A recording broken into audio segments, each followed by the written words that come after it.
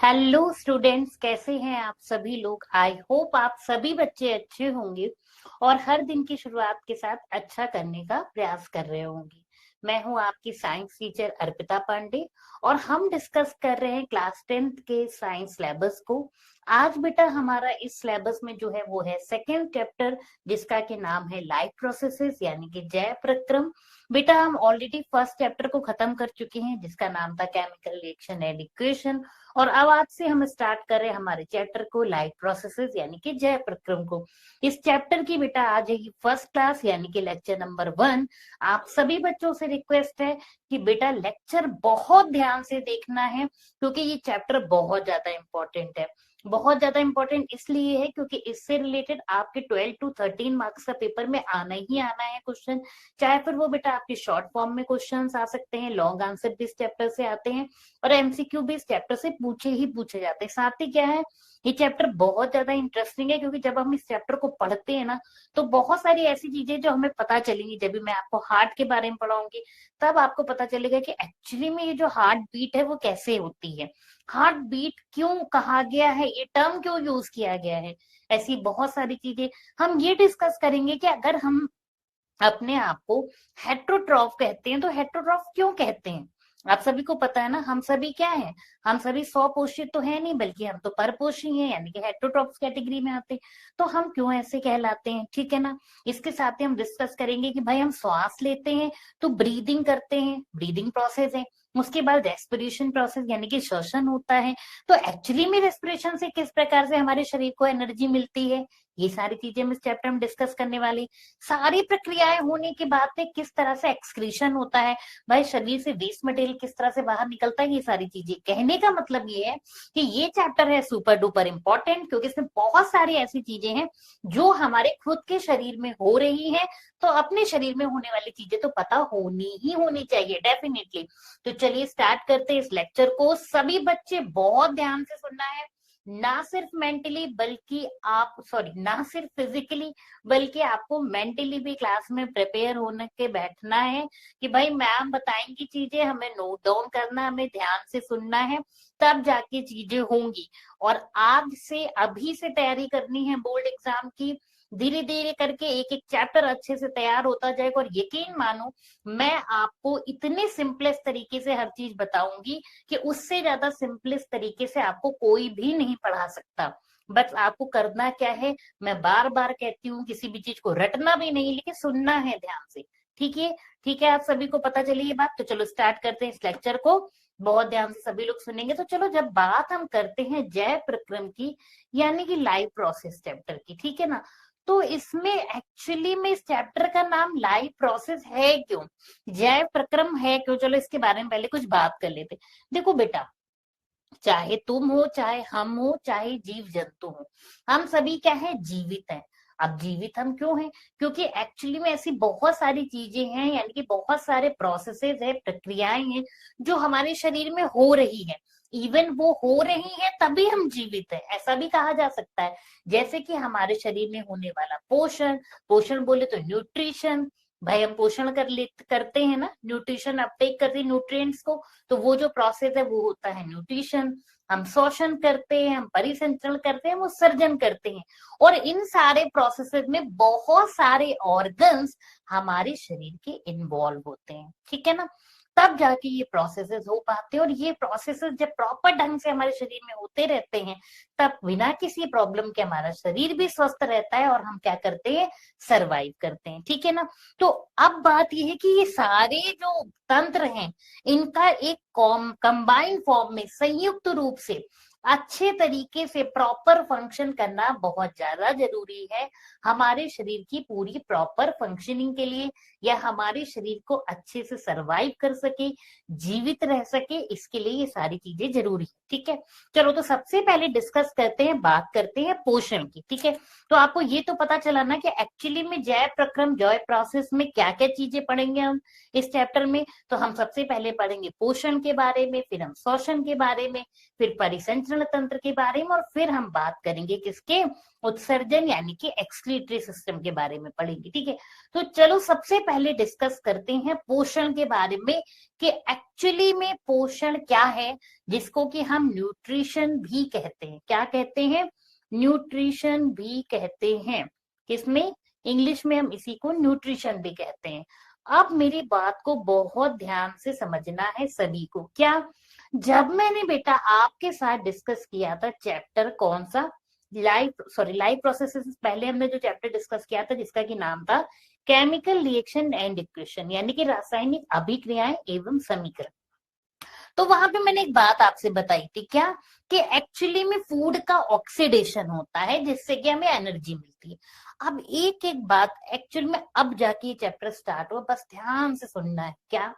मैंने आपको बताया था कि भोजन का यानी कि जो भी हम खाना खाते हैं, अब इससे कोई फर्क नहीं पड़ता है कि क्या हम डाइट में प्रोटीन ले रहे हैं, या हम फ्रूट्स खा रहे हैं तो इसका मतलब विटामिन ले रहे हैं, या फिर हम रोटी खा रहे हैं या कोई शुगर की चीज खा रहे हैं तो कार्बोहाइड्रेट कह रहे हैं, वॉट एवर वी ईट, हम जो कुछ भी खा रहे हैं, लेकिन एक्चुअली में तो वो सारा का सारा पाचन के बाद किसमें कन्वर्ट हो जाता है? ग्लूकोज में। क्योंकि मैंने आपको ये भी बताया था, अभी फिर से बता रही हूँ, क्योंकि अब तो हम डिटेल में डिस्कस करेंगे।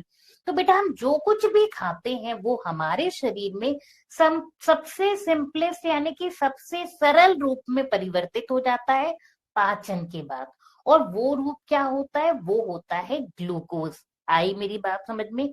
अब उस ग्लूकोज का जब ऑक्सीडेशन होता है तो हमें मिलती है एनर्जी, यानी कि हम सांस लेते हैं, ब्रीद इन किया, ब्रीदिंग प्रोसेस हुआ, ठीक है ना, जिसको हम कह सकते हैं कि हमने ब्रीद इन किया, ब्रीदिंग प्रोसेस हुआ, ऑक्सीजन हमारे शरीर के अंदर गई। अब जो वो ऑक्सीजन हमारे शरीर के अंदर गई तो ब्लड बैठा था, ब्लड ने क्या बना लिया? ऑक्सी हीमोग्लोबिन के रूप में उस ऑक्सीजन को हर एक सेल तक पहुंचा दिया, और हर एक सेल में क्या मौजूद था? ग्लूकोज मौजूद था। जैसे ही ऑक्सीजन ग्लूकोज के पास आई तो ऑक्सीजन ने ग्लूकोज का कर दिया ऑक्सीडेशन, और हमारे शरीर में क्या निकली? एनर्जी निकली। एनर्जी किस फॉर्म में स्टोर होती है? एटीपी के फॉर्म में। अभी डरने का नहीं है, अभी केवल सुनना है सबको, ठीक है? तो इतनी इतनी बात तो हुई। अब लेकिन यहाँ पे एक बात समझो, क्या भाई, हमने भी जैसा कि आपको बताया क्या कि फूड को ऑब्टेन करना और फिर इसको चेंज कर देना सिंपलेस्ट सब्सटेंस में, यानी कि सबसे सरल पदार्थों में। अब हम भोजन को लेते किस फॉर्म में है भाई? देखो, अब मैं अगर आपसे बात करूं कि मैंने सुबह नाश्ते में चने खाए, ठीक है ना, तो मैं क्या कहूंगी कि भाई मैंने प्रोटीन लिया है डाइट में, ठीक है। मैं आपसे कहूं कि मैंने जूस पिया या कोई बनाना शेक पिया, तो मैं क्या कहूंगी? मैंने डाइट में क्या लिया है भाई? कार्बोहाइड्रेट लिया है। बात को धीरे धीरे समझना। मैं आपसे कहूं कि अगर मैंने फल खाए हैं तो मैं कहूंगी कि मैंने विटामिन, है ना, विटामिन लिए हैं अपने डाइट में। बात समझ में आई सभी को? ठीक है। तो अगर मैं आपसे ये बात कर रही हूँ कि मैं भोजन में चाहे कुछ भी खाऊं, चाहे वो विटामिन हो, चाहे फिर वो प्रोटीन हो, चाहे फिर वो कार्बोहाइड्रेट हो, कोई भी चीजें हो, जब इन सारी चीजों का क्या होता है? पाचन होता है। क्या होता है बेटा? डाइजेशन होता है। तो आफ्टर डाइजेशन ये सारी की सारी चीजें किस में कन्वर्ट हो जाती है? ग्लूकोज में कन्वर्ट हो जाती। ग्लूकोज क्या है? कोई नई चीज नहीं है भाई। ग्लूकोज के बारे में हमें पता है, ये 6 कार्बन का एक कंपाउंड है। 6 कार्बन कंपाउंड है कि नहीं है? बिल्कुल है, 6 कार्बन का एक यौगिक है। लेकिन एक्चुअली में ग्लूकोज को हम क्या कहेंगे भाई? 6 कार्बन का कंपाउंड है, गलत बात नहीं है, लेकिन ये एक सरल शर्करा भी है। सरल शर्करा का मतलब बोले कि कार्बोहाइड्रेट तो बेटा ये भी है, सिंपल शुगर है, लेकिन ये कैसा कार्बोहाइड्रेट? एक तरह से कह सकते हैं simple carbohydrate, simplest form of carbohydrate भी कह सकते हैं। आई बात समझ में? देखो, एक एक चीज बहुत धीरे धीरे से समझाऊंगी, क्योंकि एक्चुअली में समझ में आना अलग चीज है, और हर एक परत का खुलना और आपको बेहतर तरीके से कॉन्सेप्ट क्लियर होना वो ज्यादा जरूरी चीज है। अब क्या है, आपने जो कुछ भी खाया वो ग्लूकोज में कन्वर्ट हो गया, सरल शर्करा में कन्वर्ट हो गया। अब इस सरल शर्करा या सिंपल शुगर का क्या होगा? इस सिंपल शुगर का जब बेटा होगा ऑक्सीडेशन, अब किसी बच्चे को कोई कंफ्यूजन तो होगी नहीं, क्योंकि ऑक्सीडेशन तो हम लास्ट चैप्टर में पढ़ के ही आए हैं। जब इसका ऑक्सीडेशन होगा तो क्या रिलीज होगी? एनर्जी। और एनर्जी तो बहुत ज्यादा जरूरी है, तभी तो आपका शरीर काम कर पाएगा। देखो मैं आपको पढ़ा रही हूँ, आप पढ़ रहे हो, इसके लिए एनर्जी तो चाहिए ना। अच्छा तुम ये बताओ, एक दिन तुम खाना ना खाओ चलेगा, 2 दिन ना खाओ तो भी चलेगा, क्योंकि भाई होगा क्या, फिर तो तुम्हारे शरीर में ऑलरेडी स्टोर फैट है, प्रोटीन है, वो क्या करेगा, ब्रेक डाउन होकर कुछ दिन तक तो तुम्हें एनर्जी देगा। लेकिन 2 से 3 दिन बाद तुम्हें दिक्कत महसूस होने लगेगी। मैं केवल भोजन की बात कर रही हूँ, मैं पानी की तो बात ही नहीं कर रही। लेकिन पानी भी मिलता रहे, लेकिन उसके बाद भी 2 से 3 दिन बाद बिना भोजन के अभाव में तुम्हें दिक्कत होने लगेगी। क्यों? क्योंकि अब फूड नहीं इंटेक कर रहे हो। तो जब फूड का इंटेक ही नहीं कर रहे हो बेटा, तो डाइजेशन ही नहीं हो रहा है, फूड ग्लूकोज के फॉर्म में कन्वर्ट ही नहीं हो रहा है। ऑक्सीजन सांस तो तुम अभी भी ले रहे हो, बात को समझो। लेकिन जब ऑक्सीडेशन ही नहीं हो रहा है तो एनर्जी कहाँ से आएगी? कितने दिन तक काम चलेगा भाई स्टोर एनर्जी से? सपोज दैट अगर हम कमाना बंद कर दें, अर्निंग का सोर्स खत्म हो जाए, तो कितने दिन बैंक के रखे रुपए से काम चलेगा? नहीं चलेगा ना। देखो बेटा, मेरा मेरा मोटिव ये है कि तुम्हें चीजें अच्छे से समझ में आए।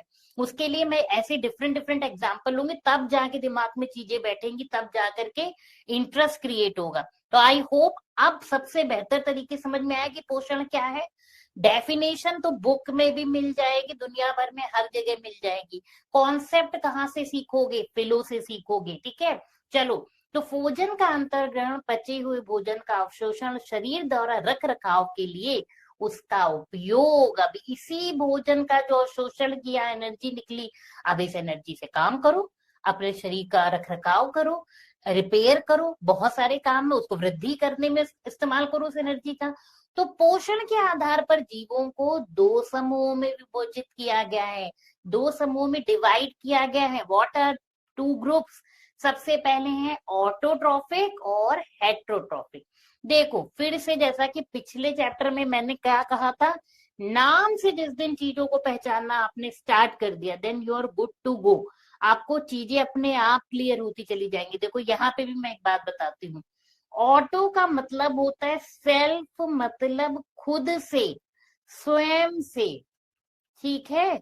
और ट्रॉफिक का मतलब होता है फूड, ट्रॉफिक का मतलब ही होता है फूड।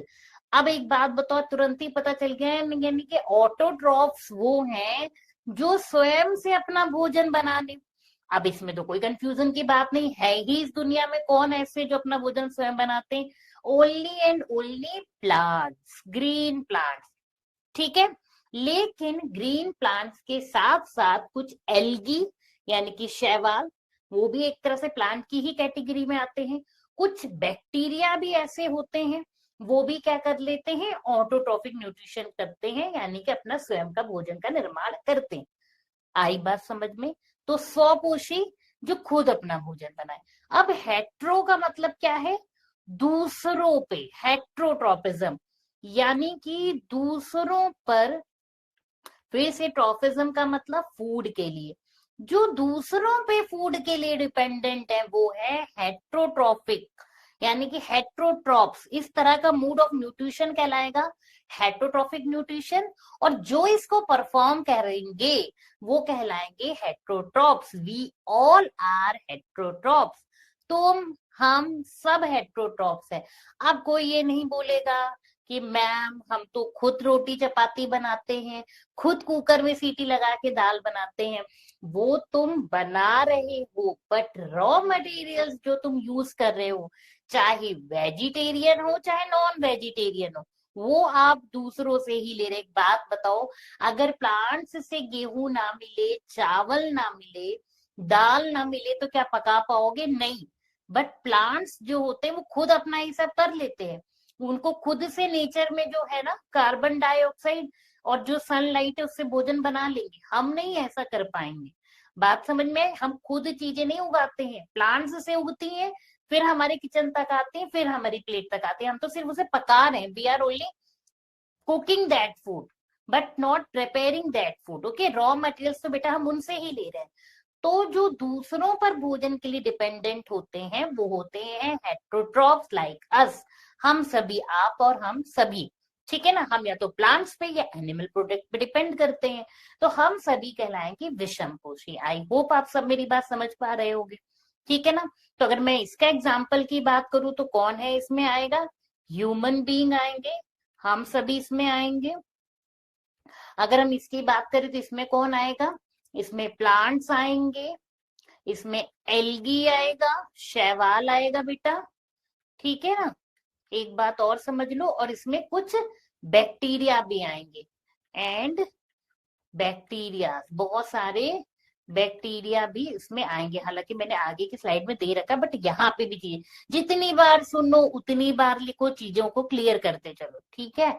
चलो भाई आगे चलते हैं। अब यहाँ पे फिर वही बात है, अब जो चीज वहां पे बताई थी कि पोषण की वह विधि जिसमें जीव अपने आसपास के वातावरण में उपस्थित सरल अकार्बनिक पदार्थों जैसे कि कार्बन डाइऑक्साइड, जल और सूर्य के प्रकाश से अपना भोजन स्वयं बनाते हैं, जैसे कि हरे पौधे, जैसे कि शैवाल, और कुछ बैक्टीरिया भी ऐसा कर पाते हैं, ठीक है। चलिए, अब ये करते कैसे हैं ये भी एक बार देख लेते हैं भाई। आप सबको पता है 6CO2 भाई कार्बन डाइऑक्साइड प्लस वाटर की प्रेजेंट में क्या बनता है, ग्लूकोज, डेट इज C6H12O6। साथ ही साथ ऑक्सीजन भी रिलीज होती है, किसकी प्रेजेंस में होता है ये काम होता है क्लोरोफिल एंड सनलाइट की प्रेजेंस में। ऐसा कौन कर पाते हैं, केवल और केवल पेड़ पौधे कर पाते हैं, ठीक है।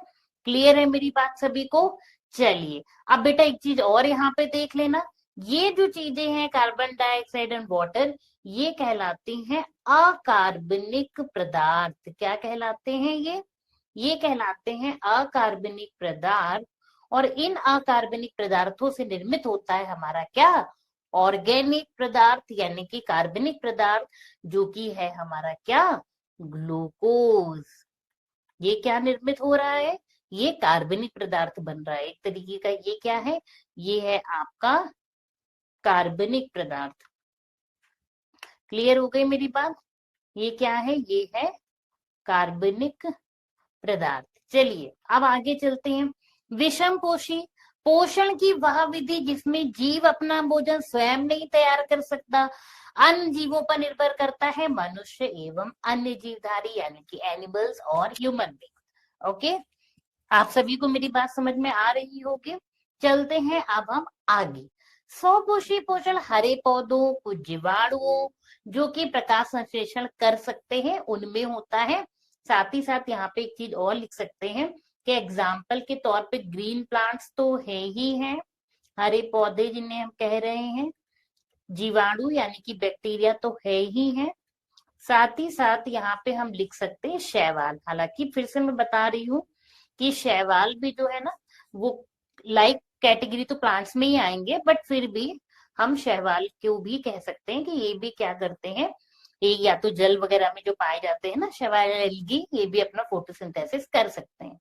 अब हम बात करते हैं प्रकाश संश्लेषण, वह प्रक्रिया है जिसमें स्वपोषी बाहर से लिए गए पदार्थों को ऊर्जा भंडारित रूप में परिवर्तित करते भाई ग्लूकोज बनाते हैं ना। अब एक बात और समझना, बहुत समझना, ये सुपर डुपर क्वेश्चन है जो जो बोल रही हूँ। छोटी छोटी चीजें लोग आपको टेस्ट कर लेते हैं, जज कर लेते हैं, बड़ी दुनिया खराब है। प्लांट्स अपना फूड बनाता है ग्लूकोज के फॉर्म में, लेकिन अपना फूड स्टोर करता है स्टार्च के रूप में। दोनों कार्बोहाइड्रेट है, बट शुगर के फॉर्म में बनाता है, स्टार्च के फॉर्म में स्टोर करता है, भूलना किसी को नहीं है। कभी लीफ में स्टोर करता है तो कभी स्टेम में करता है, वो तो डिपेंड करता है प्लांट टू प्लांट, ठीक है। ये पदार्थ कार्बन डाइऑक्साइड और पानी के रूप में लिए जाते हैं, जो सूर्य के प्रकाश और क्लोरोफिल की उपस्थिति में कार्बोहाइड्रेट में परिवर्तित हो जाते हैं। तो यहाँ पे लिख सकते हो क्या, plants make their food, make their food यानी कि भोजन का निर्माण ग्लूकोज के फॉर्म में, ग्लूकोज के रूप में और संचय स्टार्च के रूप में, स्टार्च के रूप में करते हैं। आई बात समझ में? कोई दिक्कत, कोई परेशानी? ठीक है, पता होना चाहिए। You all are smart guys, तुम सब बहुत तेज हो। बस अपनी शक्ति को पहचानो। कभी भी मन में ये मत सोचना कि हमें नहीं पता। मैं बता रही हूँ ना, जैसे जैसे एक एक चैप्टर एक एक सोने के सिक्के के बराबर है, तुम उसको पूरा सीख लो, फिर तुम देखो। मैं तो कुछ नहीं हूँ, आप इतना बता पाओगे उस चैप्टर के बारे में। बट पढ़ना है कॉन्फिडेंस के साथ में और इंटरेस्ट के साथ में। देखो मैं भी ना, मैं कभी ये नहीं सोचती कि मैं जब आपको पढ़ाऊं तो बड़ी अच्छी लैंग्वेज बोलूं, कि बड़ा ही ना मतलब एकदम सेंटेंस ऐसा प्रॉपर, क्या ही फायदा है। अच्छी लैंग्वेज के लिए तो आपके पास बुक है। मेरा मतलब ये है कि चीज ऐसी हो कि तुम्हारे दिमाग में चीजें है, जब तुम्हें ये चीज समझ में आएगी। अब इसी लैंग्वेज से भोजन का मैंने सिंपल फॉर्म में लिख दिया कि ग्लूकोज के रूप में, और इसको भी ऐसे भी लिख सकते थे, पौधे प्रकाश संश्लेषण की प्रक्रिया के द्वारा अपना भोजन निर्मित करते हैं, जो कि ग्लूकोज के फॉर्म में करते हैं। फिर पौधे इसी भोजन को फल, तनों आदि में स्टार्च के रूप में संचित करते हैं। देखो तुम्हें अब ये समझ में आ गया। अब इससे रिलेटेड कहीं कोई कितनी भी कॉम्प्लेक्स लैंग्वेज किसी बुक में मिलेगी, तुम समझ जाओगे। ठीक है ना? तो ऐसे पढ़ना है। ठीक है, वन बाय वन, एक एक सोने के कॉइन को तुम्हें इकट्ठा करना है। एक एक चैप्टर, एक एक टॉपिक ऐसा ही है। चलिए अब आगे चलते हैं। प्रकाश संश्लेषण के लिए क्या हमारे रॉ मटेरियल्स होंगे, कच्चा माल क्या क्या होंगे? कच्चा माल से मतलब यहाँ पे ये होता है बेसिकली बेटा, कि किन किन चीजों की उपयोगिता होगी। सूर्य के प्रकाश की जरूरत पड़ेगी, क्लोरोफिल की, CO2 की, और जल स्थलीय पौधे अपने जड़ों के माध्यम से पानी तो ले ही लेंगे, एब्जॉर्ब करते ही है रूट्स वाटर को। ठीक है ना? तो ये तो रॉ मटेरियल्स में तो कोई दिक्कत है ही नहीं। ये तो हम थर्ड क्लास से पढ़ते आ रहे हैं भाई, प्रकाश संश्लेषण में क्या क्या चाहिए। अच्छा एक बात बताओ, मैं तो मुझे खुद ही इस चीज पे हंसी आती, पता नहीं तुमने कभी इस तरह से सोचा? सूर्य के प्रकाश तो हमें भी मिल जाता है, CO2 तो हमें खूब ही मिलती है, बल्कि आपको तो पता ही है ना कि कार्बन डाइऑक्साइड और कार्बन मोनोऑक्साइड की वजह से कितना पॉल्यूशन भी हो रहा है। वो तो भला है कि पौधे हैं तो इस कार्बन डाइऑक्साइड का इस्तेमाल कर लेते, इसलिए बैलेंस बना हुआ है। बेचारे कितने अच्छे हैं। बल्कि बेचारे उन्हें नहीं कहना चाहिए, हमें कहना चाहिए, हम जो इतनी गंदगियां फैला रहे हैं। बट एक्चुअली में प्लांट्स क्या कर रहे हैं, हमारे द्वारा फैलाई हुई कार्बन डाइऑक्साइड और कार्बन मोनोऑक्साइड को इस्तेमाल कर रहे हैं, और बदले में तुम्हें ऑक्सीजन दे रहे हैं। पता है, जो नेचर से चीजें मिल रही है ना, अगर हम इनको खरीदना पड़ता ना, तो कोई भी आज अमीर नहीं होता। आपको पता है, ये जो हमें मिल रहा है ना, ये प्राइसलेस है। कितना इंपॉर्टेंट है कि तुम ना इसे जनरेट कर, कौन है जो ऑक्सीजन बना लेगा? लैब में बनाने वाली ऑक्सीजन से काम चल जाएगा? कोविड टाइम पे देखा था ना कितनी दिक्कत थी ऑक्सीजन सिलेंडर्स की। तो इसीलिए कहा जाता है कि कम करो पॉल्यूशन, पेड़ ज्यादा लगाओ। चलो खैर, अब इस टॉपिक पे आ रहे थे, इस पे हम अवर इन्वायरमेंट में और अच्छे से बात करेंगे, वो हमारा लास्ट चैप्टर होगा। जल्द से जल्द वहां पहुंचते हैं, लेकिन इससे पहले अच्छे से चीजों को सीखते हैं। चलो, तो बात मैं आपसे ये कर रही थी कि ये कार्बन डाइऑक्साइड तुम्हें भी मिल जाती, हमें भी वाटर भी मिल जाता, हम क्यों नहीं कर पाते फोटोसिंथेसिस? क्योंकि भगवान ने हमें क्लोरोफिल नहीं दिया है। समझ सकते हो? लाइट रिएक्शन ही नहीं होगी हमारे शरीर में, नहीं तो फिर तो क्या ही था, फिर तो हम ही गॉड होते, हमें जरूरत ही क्या थी किसी चीज की, है ना? समझ रहे हो? नेचर से हमें क्लोरोफिल नहीं मिला है। चलिए आगे की ओर बात करते हैं। क्लोरोफिल द्वारा प्रकाश का अवशोषण किया जाता है, प्रकाश ऊर्जा को रासायनिक ऊर्जा में परिवर्तित किया जाता है, जल के अणु का हाइड्रोजन और ऑक्सीजन में अपघटन होता है, और कार्बन डाइऑक्साइड का कार्बोहाइड्रेट अपचयन होता है। अब बताओ, जो मैं लास्ट जब पिछला चैप्टर पढ़ा रही थी, लास्ट में बार बार चिल्लाती थी ना, photosynthesis is a chemical reaction, देख लो यहाँ पे, देखो सब लोग, प्रकाश ऊर्जा को रासायनिक ऊर्जा में परिवर्तित किया जाता है, चेंज हो रहा है, परमानेंट चेंज हो रहा है। कैसा है ये? केमिकल रिएक्शन है, बनने वाला प्रोडक्ट वापस नहीं बन सकता। अगर एक बार कार्बन डाइऑक्साइड ग्लूकोज बन गई तो ग्लूकोज जो है ना वो परमानेंट चेंज हुआ, मतलब बिल्कुल ही डिफरेंट है ना कार्बन डाइऑक्साइड की प्रॉपर्टी और ग्लूकोज की, तो है ना केमिकल चेंज। चलिए अब बात करते हैं फिर से थोड़ा सा आगे। अब ये तो बात हो गई ऑटोटॉप्स की, सीधे साधे लोगों की, अच्छी बात हो गई या अच्छे लोगों की। चलो अब बात करते हैं विषम पोषी की, जो खुद नहीं कुछ कर सकते, दूसरों पे डिपेंडेंट है। मैं अपनी बात कर रही हूँ, मैं आपकी भी बात कर रही हूँ। चलिए अब हेट्रोट्रॉफिक न्यूट्रिशन की अगर हम बात करते हैं, यानी कि we are going to start या टॉक अबाउट हेट्रोट्रॉप्स, वो जो अपने भोजन के लिए दूसरों पर निर्भर करते हैं, वो बेसिकली 3 कैटेगरीज में डिवाइड किए गए हैं।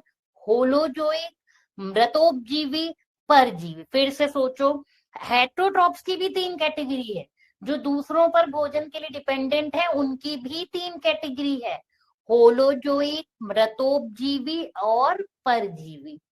आई बात समझ में? फिर से बोल रही हूँ, जो दूसरों पे भोजन के लिए डिपेंडेंट है वो कौन है? वो है मनुष्य, यानी कि हम सब, और जीव जंतु। ठीक है, चलो और क्लियर रखो अपने दिमाग में। और इनको भी 3 कैटेगरीज में डिवाइड किया गया, क्या? होलोजोइक, मृतोपजीवी और परजीवी। अब ये क्या बात हो गई भाई, होलोजोइक से क्या मतलब है?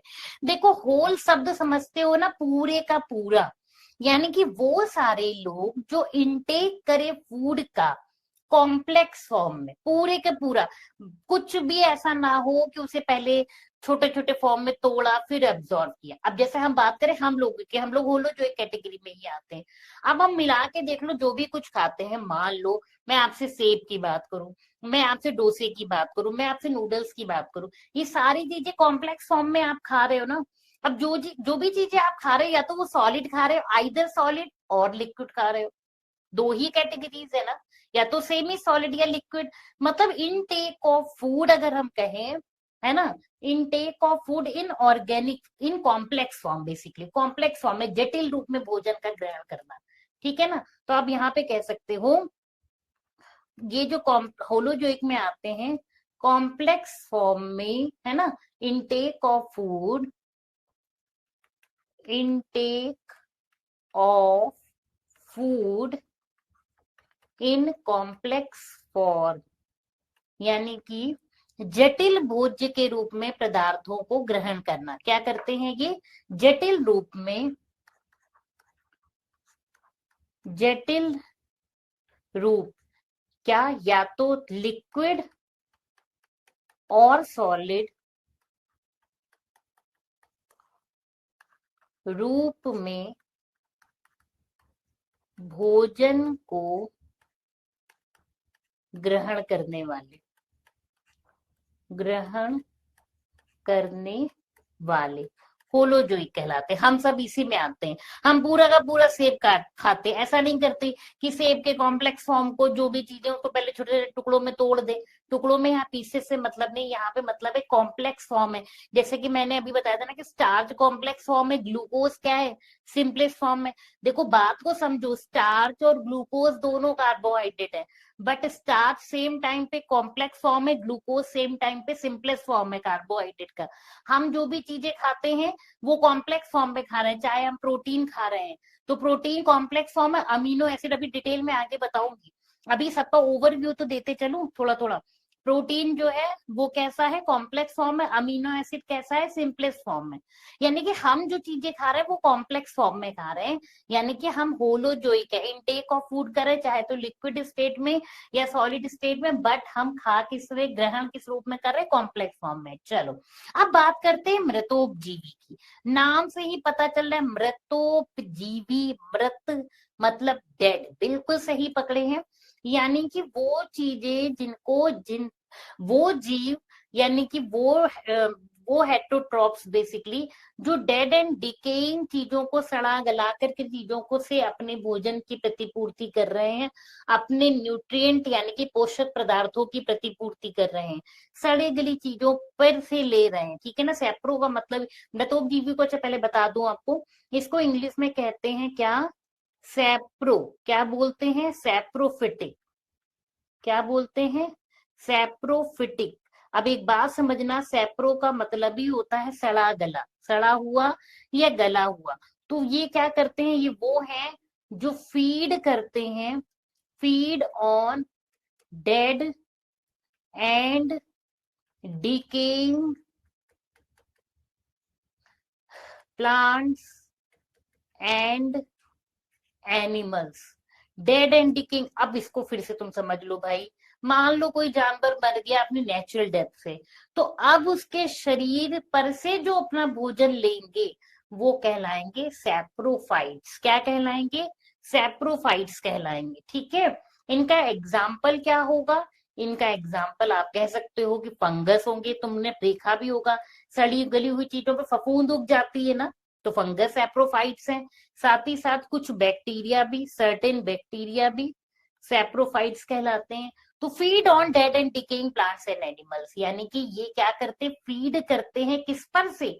मृतोपजीवी मरे हुए प्लांट, सड़े गले प्लांट या सड़े गले जीवों के द्वारा। ठीक है, आई होप आप मेरी बात समझ पाए। चलिए अब हम बात करते हैं किनके पे, परजीवी। अच्छा एक बात बताओ, किस किस को हिंदी में बात पता है कि पर का मतलब क्या होता है? दूसरों पर, पराया, दूसरों पे। अब एक बात बताओ, वो जीव जो किसी दूसरे जीव के शरीर पर, ध्यान से समझना, वो जीव जो किसी दूसरे जीव के शरीर पर या शरीर के अंदर रह करके, बहुत ही अलग है ये। या तो दूसरों के शरीर पे जाके चिपक जाएंगे, इतने खराब है, नहीं तो उसके शरीर के अंदर घुस जाएंगे और वहां से अपने भोजन की क्या करेंगे, अपने न्यूट्रिएंट की, पोषक पदार्थों की प्रतिपूर्ति करेंगे। ऐसे जीव कहलाते हैं परजीव। तो आप यहाँ पे ये कह सकते हो, दूसरे जीव के शरीर पर, दूसरा कलर ले लेती हूं मैं यहाँ पे, परजीवी में दूसरे जीवों के शरीर के ऊपर या अंदर रहते हैं और क्या करते हैं, अपने न्यूट्रिएंट्स की, यानी कि पोषक पदार्थों की प्रतिपूर्ति करते हैं। एग्जाम्पल बताओ, बहुत इजी है। लाइस यानी कि जू, सबने देखी होगी, बालों में लग जाती है। कभी एक्सपीरियंस ना किया हो तो अच्छी बात है, बट डेफिनेटली कभी ना कभी किसी दूसरों के सर पे जरूर देखी होगी, रेंगती हुई होती है। साथ ही साथ इसका एग्जाम्पल आपका हो सकता है टेप बॉम्ब, फीता कृमि, टेप वॉर्म, फीताकृमि। ये भी क्या होता है, हमारे इंटेस्टाइन में रहता है और हमारे इंटेस्टाइन से भोजन को ग्रहण करता है। क्या करता है, चिपक जाता है जाके, कहीं खराब फूड वूड से आ जाता है, हरी सब्जियों वगैरह से, और फिर चिपक जाता है और मस्त रहता है। हमें बीमार भी करता है और हमारे शरीर से खाना पीना रहना सब लेता है। सेम डेट जू की बात करें, बालों पे रेंगती रहती है, हमारे शरीर से खून भी चूसती रहती है, मस्त बड़ी होती रहती है। तो ये तो हो गई भाई बात परजीवी की। आई होप हेट्रोट्रॉप्स टॉपिक सबको क्लियर हो रहा होगा। एक बार मैं फिर से साइड हो जाती हूँ, आप सभी ध्यान से देख लीजिए। वो जो अपने भोजन के लिए मनुष्य या और हम हैं, जैसे कि जीव जंतु हैं, ये सारे क्या हैं, दूसरों पे भोजन के लिए डिपेंडेंट हैं। जैसे कि इनको 3 कैटेगरीज में डिवाइड किया गया है, होलोजोइक, मृतोपजीवी, परजीवी। होलोजोइक में वो आएंगे जो अपना फूड कॉम्प्लेक्स फॉर्म में लेंगे, या तो लिक्विड या सॉलिड रूप में, और फिर उसको सरल पदार्थों में तोड़ा जाएगा, वो आगे की बात है। बट ये कॉम्प्लेक्स फॉर्म में फूड को इंटेक करते हैं, होलोजोइक है। सैप्रोफाइट्स क्या है, ये क्या करते हैं, ये सड़ी गली चीजें, मृत मरे हुए पेड़ पौधों में से अपना भोजन ग्रहण करते हैं। सेम टाइप परजीवी ये कुछ भी नहीं करते, ये तो बस सीधे गए, चिपक गए। अब इनका कोई काम नहीं, बस एक ही काम है, लगे रहो, चिपके रहो और बस फटाफट वहां से न्यूट्रिएंट्स का इंटेक करो। तो ये बहुत ही अजीब है, ये नुकसान भी पहुंचाते हैं, इन्हें कहते हैं parasite, like tapeworm, like lice, बहुत सारी चीज। चलिए अब हम आगे बात करते हैं भाई, मानव में पोषण किस तरह से। तो बेसिकली मेजर 5 तरह के इसमें क्या है, पार्ट्स हैं या प्रोसेसेस हैं न्यूट्रिशन इन ह्यूमन बींग्स में। सबसे पहला है अंतर्ग्रहण, फिर है पाचन, फिर है अवशोषण, फिर है स्वांगीकरण एंड लास्ट में है उत्सर्जन। ठीक है, बहुत ध्यान से सबको समझना है। तो बेटा सबसे पहले मैं बात आपसे करती हूँ किसकी, अंतर्ग्रहण की। ध्यान से सारे बच्चे सुनेंगे। जब भी हम बात आपसे करते हैं, आई होप आप सब बच्चों को ठीक से दिख रहा होगा, जब भी मैं आपसे बात करती हूँ किसकी, अंतःग्रहण की, अंतःग्रहण को बेटा इंग्लिश में बोलते हैं इंजेशन। क्या बोला जाता है, इंजेशन। इंजेशन का मतलब ही होता है इनटेक ऑफ फूड। क्या होता है, इनटेक ऑफ फूड, ठीक है ना, इन कॉम्प्लेक्स फॉर्म। अब एक बात समझो भाई, भोजन को इन कॉम्प्लेक्स फॉर्म, ठीक है ना, या आप ये से कह सकते हो कि भोजन को कॉम्प्लेक्स फॉर्म में ग्रहण करना, मुंह के अंदर लेना, intake of food in complex form inside the mouth आप बोल सकते हैं, यानी कि मुख में शरीर के अंदर भोजन का जाना, मुख के द्वारा शरीर के अंदर भोजन का जाना, ये कहलाएगा इंजेशन या intake of food in complex from into the body, ठीक है ना, into the body through mouth, through mouth, यानी मुख के द्वारा, सिंपली बात बोले तो मुख के द्वारा भोजन भोजन को ग्रहण करना सिंपली कहलाएगा अंतःग्रहण, यानी कि इंजेशन। अब जो सेकंड नंबर पे बात आती है वो होती है पाचन यानी कि डाइजेशन की। क्या होती है? पाचन यानी कि डाइजेशन। अब एक्चुअली में डाइजेशन क्या होता है, सिंपली ये बात करते हैं भाई। अब जो आपने फूड इंटेक किया है वो तो कॉम्प्लेक्स फॉर्म में किया है, बार बार चिल्ला चिल्ला के बता रही हो, हम तो फूड कॉम्प्लेक्स फॉर्म में, कॉम्प्लेक्स फॉर्म में, कॉम्प्लेक्स फॉर्म में ग्रहण करते हैं, लेकिन मुंह के अंदर भोजन तुम कॉम्प्लेक्स फॉर्म में ले सकते हो, लेकिन एनर्जी चाहिए तो ब्लड तो उसे एक्सेप्ट तब करेगा जब वो सिंपलेस्ट फॉर्म में होगा। तो वो जो सिंपलेस्ट फॉर्म में बदलने का प्रोसेस है फ्रॉम माउथ, जो माउथ से स्टार्ट होता है वो होता है डाइजेशन। तो कॉम्प्लेक्स फूड पार्टिकल्स जो है वो कन्वर्ट होते हैं किसमें, यानी कि जटिल भोज्य पदार्थों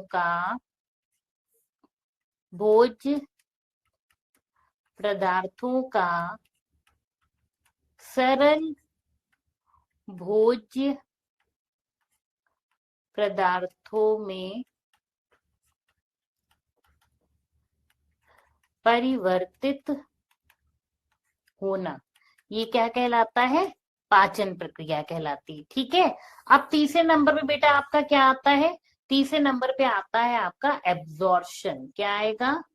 एब्जॉर्प्शन। ध्यान से समझिएगा बेटा, एब्जॉर्प्शन कहलाएगा। एब्जॉर्प्शन को हम हिंदी में कहते हैं अवशोषण।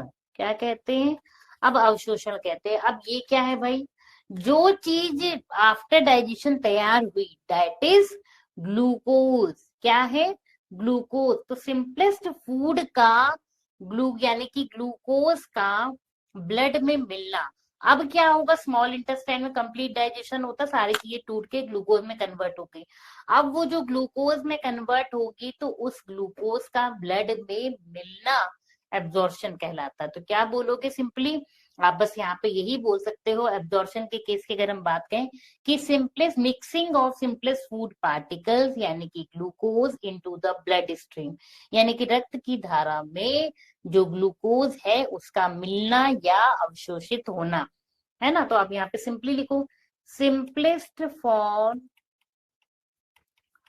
ऑफ फूड यानी कि ग्लूकोज का ब्लड में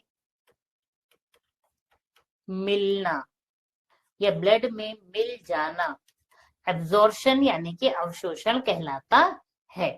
चलिए अब बात करते हैं चौथे स्टेप की, जिसको हम कहते हैं क्या है? एसिमिलेशन, ठीक है, या इसी को हम क्या कहते हैं? स्वांगीकरण। तो आप ये बोलोगे कि ग्लूकोज का क्या होना? उपचयित होना। ग्लूकोज का ऊर्जा निर्माण के लिए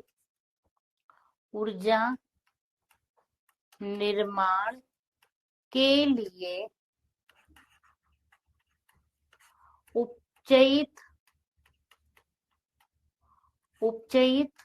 होना स्वांगीकरण कहलाएगा। क्या कहलाएगा? एसिमिलेशन कहलाएगा, यानी कि स्वांगीकरण कहलाएगा। क्योंकि अब जाएगा जब ये ग्लूकोज क्या है ना, उसका ब्रेक डाउन होगा, ऑक्सीडेशन होगा, उपचयित होगा और एनर्जी मिलेगी, तो ऊर्जा निर्माण होगा एटीपी के फॉर्म में, ठीक है। फिर पांचवा क्या कहता है आपसे? लास्ट पार्ट जो होगा वो होता है एक्सक्रीशन। एक एक पार्ट के बारे में हमने समझ भी लिया और हम समझेंगे ही आगे डिटेल में। एक्सक्रीशन को क्या कहते हैं? उत्सर्जन कहते हैं, हम सबको पता है। तो इसके लिए आप क्या कहोगे? वेस्ट मटेरियल का, यानी कि जो अपशिष्ट पदार्थों का हमारे शरीर से बाहर निकलना है, तो आप ये कह सकते हो सीधे, removal of undigested food, undigested food, है ना, and waste material, waste materials from body is known as excretion. इसी को हम क्या कहते हैं, एक्सक्रीशन यानी कि उत्सर्जन कहते हैं, है ना। आई बात समझ में। चलिए अब आगे बात करते हैं बेसिकली पोषण कैसे होता है। एक्चुअली में बेटा जो न्यूट्रिशन इन ह्यूमन बीइंग है वो मुख से स्टार्ट हो जाता है, और कहाँ तक ये फिर हर एक जगह पे ये न्यूट्रिशन का प्रोसेस होता चलता है। कैसे, क्योंकि माउथ टू एनस तक हमारी क्या फैली हुई है, एलिमेंट्री कैनाल यानी कि आहार नाल फैली हुई है। क्या हुई है, एलिमेंट्री कैनाल और आहार नाल जिसे कहते हैं वो हमारे माउथ से लेके एनस तक फैली हुई है। अब इसके साथ में जो ग्लैंड्स एसोसिएट होती हैं या ऑर्गन्स एसोसिएट होते हैं वो कहलाता है डाइजेस्टिव सिस्टम। लेकिन अगर हम बात करते हैं एलिमेंट्री कैनाल की तो वो क्या है, वह मुख से लेकर के गुदा मार्ग तक फैली हुई एक लगभग लगभग कितने मीटर की, 9 मीटर लंबी ट्यूब लाइक, ठीक है ना। तो आप कह सकते हो आहार नाल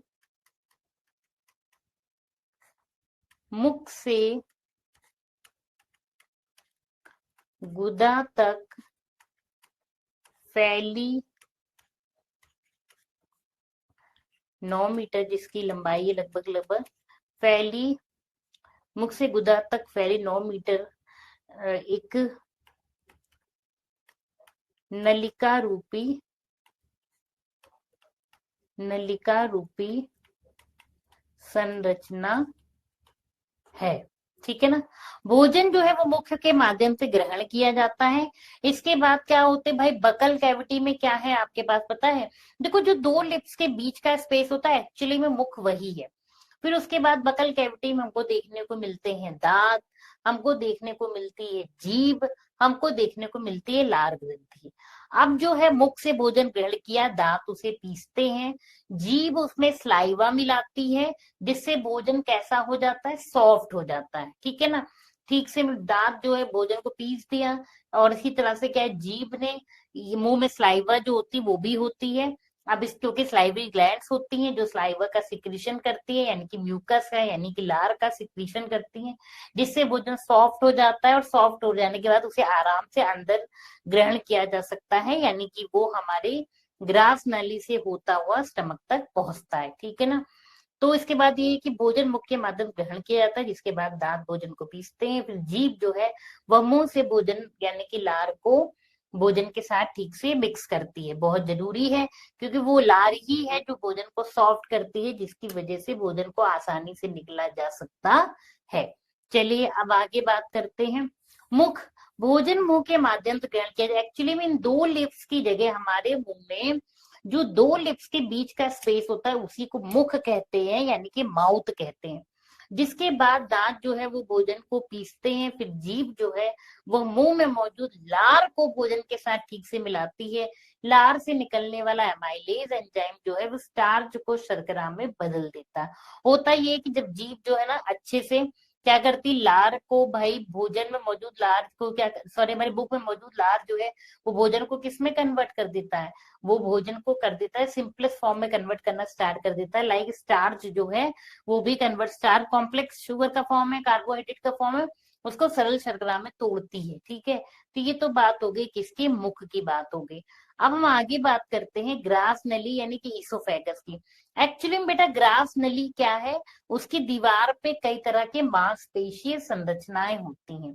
ये मांसपेशीय संरचनाएं क्या करती है, जैसे ही भोजन शरीर के अंदर आता है तो यानी कि ग्रास नली में पहुंचता है मुख से होता हुआ, तो ग्रास नली में कुछ क्रमानुकंचन गतियां यानी कि इनको ही हम पेरिस्टालिटिक मूवमेंट भी कहते हैं, पेरिस्टालिसिस होती है, और भोजन क्या होता है सरकते सरकते कहाँ पहुंच जाता है, हमारे स्टमक में पहुंच जाता है यानी कि अमाशय में पहुंच जाता है।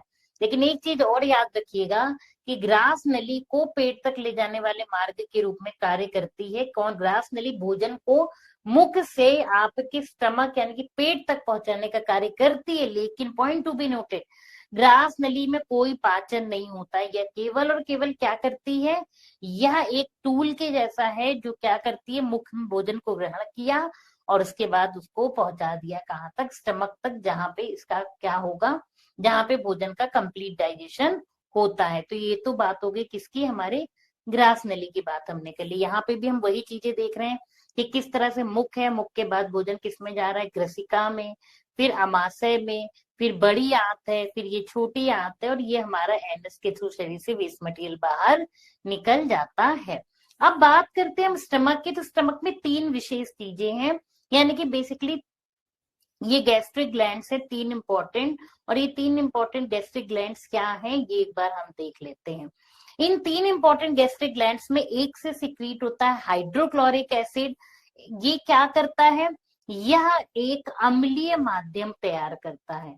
यह एक एसिडिक मीडियम क्रिएट करता है, एक एसिडिक मीडियम बनाता है, एक एसिडिक मीडियम बनाता है, जिससे पेप्सिनोजन जो है, मतलब हमारे पेट में जो प्रोटीन का डाइजेशन है वो यहाँ पे स्टार्ट होता है। तो एसिडिक मीडियम बनाता है क्योंकि हाइड्रोक्लोरिक एसिड सिक्रीट हो रहा है यहाँ पे। किससे? गैस्ट्रिक ग्लैंड 3 तरह के, एक हाइड्रोक्लोरिक अम्ल सिक्रीट करने वाली, एक पेप्सिन सिक्रीट करने वाली, एक श्लेष्मा। अब ये एक एसिडिक मीडियम बनाता है जिससे ये जो पेप्सिनोजन है, पेप्सिनोजन क्या था? एक इनएक्टिव फॉर्म होती है। किसमें कन्वर्ट हो जाती है पेप्सिनोजन? पेप्सिन में कन्वर्ट हो जाती है। और ये पेप्सिन किसका डाइजेशन करता है? प्रोटीन का डाइजेशन करता है। क्या करता है? प्रोटीन का डाइजेशन करता है। श्लेष्मा का क्या काम है?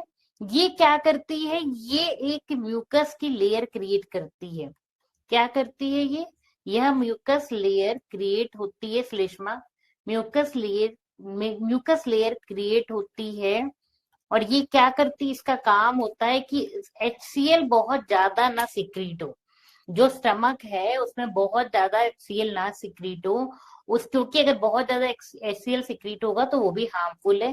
तो यह एक म्यूकस लेयर क्रिएट करती है किसमें? स्टमक के अंदर, जिससे कि स्टमक में किसी प्रकार का डैमेज ना होने पाए HCl से, यानी कि हाइड्रोक्लोरिक एसिड से। कौन म्यूकस लेयर क्रिएट करता है? हमारी श्लेष्मा करती है। ठीक है, आई बात समझ में? चलिए आगे की ओर चलते हैं भाई। अब बात आती है, जैसा कि मैंने आपको बताया कि क्या सिक्रीट होता है? HCl कहाँ से सिक्रीट होता है? अभी हमने आपसे बात करी कि 3 तरह की गैस्ट्रिक ग्लैंड्स होती हैं। एक जो हाइड्रोक्लोरिक एसिड रिलीज करती है, एक स्टमक में ही पाई जाती है, एक है जो पेप्सिन रिलीज करती है, एक है जो श्लेष्मा यानी कि म्यूकस को रिलीज करती है। अब बात यहाँ पे ये आपको समझनी है कि पेप्सिन क्या करता है। पेप्सिन का काम है कि भाई HCl जब सिक्रीट हुआ ना, तो HCl क्या करता है? HCl ये करता है कि पेप्सिनोजन को, ध्यान से समझिए, पेप्सिनोजन को किसमें कन्वर्ट कर देता है? HCl पेप्सिन में कन्वर्ट करता है। किसमें करता है? पेप्सिन में कन्वर्ट करता है।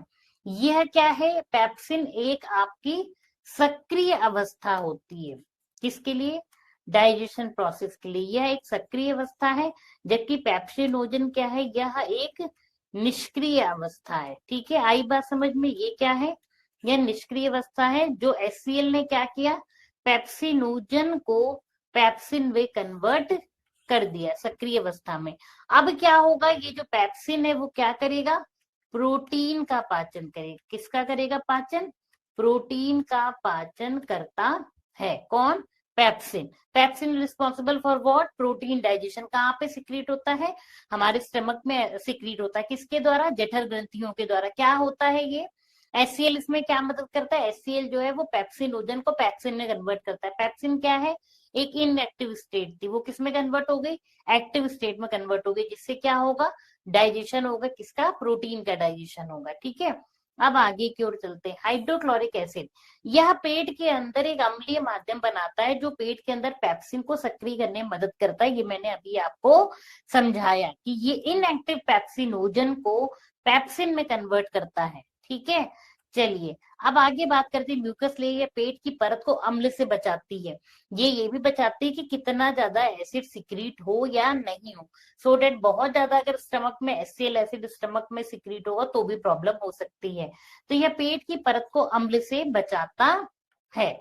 अब हम बात करते हैं स्मॉल इंटेस्टाइन की। जब बात स्मॉल इंटेस्टाइन की आती है तो आपको एक बात बहुत ध्यान से याद रखनी है, वो क्या है? वो बात ये है कि small intestine is the place, एक अकेला स्मॉल इंटेस्टाइन ही वो जगह है जहाँ पे भोजन का पूर्ण पाचन होता है। और ऐसा क्यों है? क्योंकि इंटेस्टाइन ही एक ऐसी जगह है जहाँ पे बहुत सारे ऑर्गन्स जो है वो अपनी गैस्ट्रिक जूसेस को क्या कर रहे हैं, सिक्रीट कर रहे हैं। जिससे क्या हो रहा है, अब सारे के सारे वो जो चीजें हैं जो स्मॉल इंटेस्टाइन में आके मिल रही हैं, तो सभी चीजों का क्या हो रहा है, डाइजेशन हो पाएगा। तो संपूर्ण प्राचीन क्रिया जो है वो छोटी आंत में पाच्य कंप्लीट होती है। लेकिन एक चीज और याद रखिएगा, कंप्लीट छोटी आंत में होती है बट डाइजेशन जो है ना वो तो माउथ से ही स्टार्ट हो जाता है। तो संपूर्ण पाचन क्रिया किसी छोटी आंत में होती है। यह स्थान है यहाँ यकृत से पित्त। अब रीजन क्या है? क्योंकि ये एक ऐसी जगह है जहाँ पे लीवर से बाइल जूस और पेनक्रियास से पेनक्रियाटिक जूस यहाँ पर आकर के मिलेंगे और पूरी तरीके से आपके फूड को डाइजेस्ट कर देंगे। क्या बताया मैंने आपको? यह वो जगह है जहां पे यकृत से, मतलब ये ऐसा जगह है जहां पे लीवर से बाइल जूस और पेनक्रियास से पेनक्रियाटिक जूस आकर के आपस में मिलेंगे और साथ ही इंटेस्टाइनल जूस भी वहां होगा और ये भोजन को पूरी तरह से क्या कर देंगे, पचाएंगे, यानी कि डाइजेस्ट करेंगे। ठीक है। अब बात करते हैं हमारे शरीर में रासायनिक पाचन का सबसे बड़ा स्थान है, सबसे बड़ा केमिकल डाइजेशन यही होता है। ये लगभग 10 से 16 फीट लंबी होती है। इसमें विलाय यानी कि प्रवर्ध होते हैं और इनका काम क्या है? इन विलाय का काम है स्मॉल इंटेस्टाइन के सब एरिया को बढ़ाना। ठीक है ना, ये उंगली नुमा संरचना होती है, विलाय प्रवर्ध होते हैं, जिससे क्या होता है, ज्यादा से ज्यादा भोजन जो है ना वो इसके अंदर अवशोषित हो सके। ठीक है ना, ज्यादा से ज्यादा पोषक तत्वों को अवशोषित किया जा सके। फिर ये भोजन की छोटी आंत से पारित होने में लगे 2 to 6 आवर्स लगते हैं। 2 से 6 घंटे का समय लगता है कहाँ से, भोजन को छोटी आंत से आगे जाने में। ठीक है ना, क्योंकि वहां पे ही कंप्लीट डाइजेशन हो रहा है तो यहाँ पे टाइम तो लगेगा ही। अधिकांश पोषक तत्व वह यही छोटी आंत में ही अवशोषित होते हैं, ज्यादातर यहीं पे अब्जॉर्प्शन भी होता है। देखो भाई, डाइजेशन हुआ ना, मैंने आपको पहले ही बताया था, डाइजेशन के बाद एसिमिलेशन हुआ। ठीक है ना, अब एसिमिलेशन के बाद क्या होगा, एनर्जी रिलीज होगी और उसी एनर्जी का हम बहुत सारी चीजों में क्या करेंगे, इस्तेमाल करेंगे। अब भोजन को छोटी आंच से पारित होने लगभग 2 to 6 आवर्स लगेंगे, इतना ही टाइम लगता है खाने को डाइजेस्ट होने में। एक बात और भी है, डिपेंड करता है कि कार्बोहाइड्रेट जल्दी डाइजेस्ट हो जाता है बट प्रोटीन वगैरह ज्यादा टाइम लेता है। अप्रोक्सीमेटली 2 to 6 आवर्स लगते हैं और यहीं से मैक्सिमम एब्जॉर्प्शन भी होता है। अब यहाँ पे थोड़ा सा ध्यान से समझ लीजिएगा क्या भाई, कैसे कैसे होगा। एक्चुअली में बात इतनी है बेटा, सिंपली, कि जो स्मॉल इंटेस्टाइन है उसके पास बहुत सारे ऑर्गन्स उसके नजदीक नजदीक है। अगर हम बात करें ह्यूमन बींग की, तो वहां से पास में यकृत यानी कि लीवर भी है। आपने सुना भी होगा कि जो कई लोग होंगे, आपने सुना होगा, वैसे मैं पहले एक बात बताऊं तो फिर बताती हूँ वो बात। जो लीवर है यानी यकृत है, उससे बाइल जूस सिक्रीट होता है। क्या होता है? बाइल जूस का सिक्रीशन होता है। अब बाइल जूस में क्या होते हैं, बाइल पिगमेंट्स होते हैं, पित्त लवण होते हैं। अब इनका स्टोरेज कहाँ पे होता है? लीवर इनको सिंथेसाइज करता है, बट इन्हीं चीजों का यानी कि इस बाइल जूस को इसने क्या किया, सिंथेसाइज किया। लेकिन ये बाइल जूस स्टोर कहाँ पे हो रहा है? स्टोर हो रहा है गॉल ब्लैडर में। कहाँ पे स्टोर हो रहा है? गॉल ब्लैडर में स्टोर हो रहा है। और जब जरूरत पड़ेगी तो गॉल ब्लैडर से निकल के कहाँ आएगा? स्मॉल इंटेस्टाइन में। और जैसे ही स्मॉल इंटेस्टाइन में क्या आएगा तो क्या करेगा? फैट का डाइजेशन, वसा का डाइजेशन। और वसा की बड़ी बड़ी बूंदों, फिर से मैंने कहा था ना, भोजन तुम लेते हो कॉम्प्लेक्स फॉर्म में, हम सब लेते हैं कॉम्प्लेक्स फॉर्म में। और बाइल जूस में जो मौजूद है बाइल पिगमेंट, पित्त लवण, वो क्या करेंगे, वो करेंगे फैट की बड़ी बड़ी, वसा की बड़ी बड़ी बूंदों को छोटी छोटी बूंदों में तोड़ देंगे। वसा की छोटी छोटी बूंदों में, छोटे छोटे स्मॉल ड्रॉपलेट्स में। ये प्रोसेस कहलाता है इमल्सिफिकेशन और हिंदी में इसी को बोलते हैं पायसीकरण।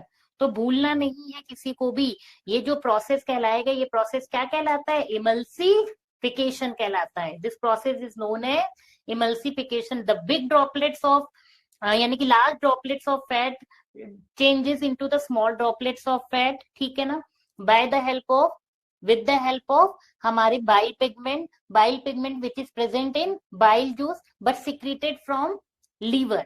लीवर से सिक्रीट हो रहा बट स्टोर हो रहा है गॉल ब्लैडर में। अब एक बात जो मैं आपको बताने वाली थी, ये कई लोगों के जब गॉल ब्लैडर में स्टोन हो जाता है, क्या हो जाता है बेटा, स्टोन, तो गॉल ब्लैडर को रिमूव कर दिया जाता है और वहां पे डॉक्टर सजेस्ट करते हैं कि अब आप थोड़ा सा फैट की चीजें कम खाइए। क्यों? क्योंकि भाई गॉल ब्लैडर ही नहीं है तो बाइल जूस आपका स्टोर कहाँ पे होगा? जब भी बाइल जूस स्टोर नहीं होगा तो फिर तो दिक्कत होगी ना। वो तो शुक्र मनाओ कि पेनक्रियाज भी है, क्योंकि पेनक्रियाज भी फैट का डाइजेशन करता है। अगर पेनक्रियाज ना होता हमारी ह्यूमन बॉडी में तब तो बिल्कुल ही बंद हो जाता, आपको मना ही कर दिया जाता कि आपकी फैट की चीजें खानी ही नहीं है। तो अगर फैट की चीजें खाओगे तो वो हो नहीं पाएंगी डाइजेस्ट, और जब हो नहीं पाएंगी तो फिर कैसे होगा काम, प्रॉब्लम हो जाएगी ना कोई दिक्कत स्टार्ट हो जाएगी। चलिए अब बात करते हैं पेनक्रियाज की। Very very important organ, super duper important organ. Why? Because ये सिक्रीट करता है तीन बहुत जरूरी जूसेस, तीन बहुत जरूरी enzyme, amylase enzyme, trypsin enzyme, lipase enzyme. भूलने का नहीं, बिल्कुल भी नहीं भूलने का। क्यों भाई? क्योंकि ये एमाइलेज है जो करेगा किसका डाइजेशन, स्टार्च का डाइजेशन। ठीक है, अब तो कोई नहीं भूलता ना, स्टार्च भी कार्बोहाइड्रेट होता है, इसी कार्बोहाइड्रेट इसी स्टार्च का डाइजेशन हमारा स्लाइवरी एमाइलेज भी करता था, भूले तो नहीं, लार्म होता था। यहाँ पे अग्नाशय एमाइलेज एंजाइम सिक्रीट करता है जो कि स्टार्च का डाइजेशन करता है। ट्रिप्सिन एंजाइम क्या करता है, प्रोटीन का डाइजेशन करता है। सेम डेट जो लाइपेज एंजाइम है ये क्या करेगा, ध्यान से समझना, ये फैट का डाइजेशन करेगा। कोई ये ना कहे कि मैम फैट तो अभी आपने बताया था लीवर, बिल्कुल मैंने कहा ना कंप्लीट डाइजेशन छोटी आंत में होता है, लेकिन करते तो सभी थोड़ा थोड़ा है जाके कंप्लीट, क्योंकि अब इसी छोटी आंत में अग्नाशय कहेगा लो मेरे तीन ले लो, उसी तरह से लीवर कहेगा लो मेरा बाइल जूस ले लो, और इंटेस्टाइन कहेगी लो मेरा भी जूस ले लो। स्टमक ऑलरेडी थोड़ा बहुत पचा के भेज ही रहा है, तो इस तरह से जाके स्मॉल इंटेस्टाइन में कंप्लीट डाइजेशन होता है। ठीक है, तो ट्रिप्सिन अब इसको और डिटेल में भी देख लेते हैं। अग्नाशय से निकलता है अग्नाशयी रस, जिसमें कई तीन चीजें होती है, अभी बताया हमने। तो प्रोटीन ट्रिप्सिन करता है, इसी तरह से एमाइलेज एंजाइम स्टार्च को ग्लूकोज में कन्वर्ट कर देता है, इसी तरह से लाइपेज वसा को वसीय अम्ल, फैटी एसिड और ग्लिसरॉल में, प्रोटीन को ट्रिप्सिन। अब यहाँ पे लिखा है इसलिए नहीं क्योंकि ये चीज यहाँ पे ऑलरेडी बताई है आपको, ठीक है ना। अब इसको इस फॉर्म में आपने समझा। प्रोटीन देखो मैंने क्या बताया था आपको, हर चीज हम लेते कॉम्प्लेक्स फॉर्म में, लेकिन सारी चीजें सिंपलेस्ट फॉर्म में चेंज हो गई ना। प्रोटीन छोटे छोटे बड़ी थी कॉम्प्लेक्स फॉर्म में थी, किस में कन्वर्ट हो गया, अमाइनो एसिड में कन्वर्ट हो गया जो कि सिंपलेस्ट फॉर्म में। सेम डेट वसा कॉम्प्लेक्स फॉर्म था, किसमें कन्वर्ट हो गया, वसीय अम्ल और ग्लिसरॉल में। Same date starch complex form था, किसमें कन्वर्ट हो गया, सिंपलेस्ट फॉर्म ग्लूकोज में। I hope you all are getting my point. अब सारी चीजें छोटे छोटे टुकड़ों में टूट गई ना सिंपलेस्ट फॉर्म में, then blood is ready to absorb the simplest form. सारी चीजों को ग्लूकोज के फॉर्म में भी ये और टूटेंगे, और फिर इनको कौन ले लेगा, ब्लड ले लेगा। जैसे ही ब्लड आएगा तो ब्लड अपनी जिम्मेदारी के लिए तैयार है कि भाई मेरे पास आओ, मैं जुड़ा हुआ हूँ किससे, स्मॉल इंटेस्टाइन की बॉस ब्लड वेसल से जुड़ा हुआ, उसकी दीवार से ब्लड वेसल्स जुड़ी हुई हैं, और इस सिंपलेस्ट फॉर्म को तुरंत एब्जॉर्ब करेंगी, ब्लड में भेजेंगे और ब्लड लेके चल देगा पूरे शरीर के पास। क्योंकि हर एक सेल को जरूरत है, हर एक सेल को एनर्जी की जरूरत है, यानी कि ग्लूकोज की जरूरत है। जब हर एक सेल के पास ग्लूकोज होगा तब ना ग्लूकोज का ऑक्सीडेशन होगा, जब ना ग्लूकोज का ऑक्सीडेशन होगा तब ना एनर्जी रिलीज होगी, है ना। चलिए अब यहाँ पे फिर वही बात बताई है, क्योंकि आपको याद हो जाए, इसे इतनी बार बताया एक एक चीज को डिटेल में, कि कार्बोहाइड्रेट ग्लूकोज में कन्वर्ट हुआ, फैट फैटी एसिड और ग्लिसरॉल में, प्रोटीन अमाइनो एसिड में कन्वर्ट हुआ। फिर अब क्या काम होगा बड़ी आंत का, बड़ी आंत का कुछ खास काम तो नहीं है। ये क्या करेगी, खास काम तो है, देखो गलत बोला मैंने, जहां गलती बोलती हूँ वहां पे एक्सेप्ट करती हूँ।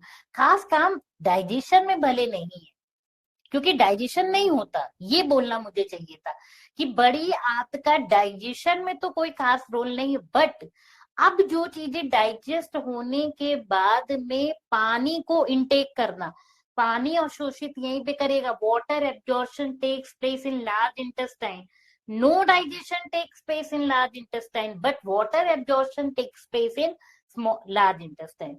और साथ ही साथ जो अपशिष्ट पदार्थ हैं वो लार्ज इंटेस्टाइन से होते हुए कहाँ भेजे जाते हैं, रेक्टम की ओर, रेक्टम से एनस के थ्रू, एनस तक जाते हैं, गुदा मार्ग तक, और फिर वहां से शरीर से बाहर निकल जाते हैं हमारे फीकल मटेरियल के रूप में। बट वाटर एब्जॉर्प्शन कहाँ पे होता है, बड़ी आंत में होता है। अब आगे बात करते हैं, पोषण प्रक्रिया के दौरान खाए गए खाद्य पदार्थ का उपयोग कोशिकाओं में किया जाता है, जो जैविक प्रक्रियाओं के लिए ऊर्जा प्रदान करती हैं।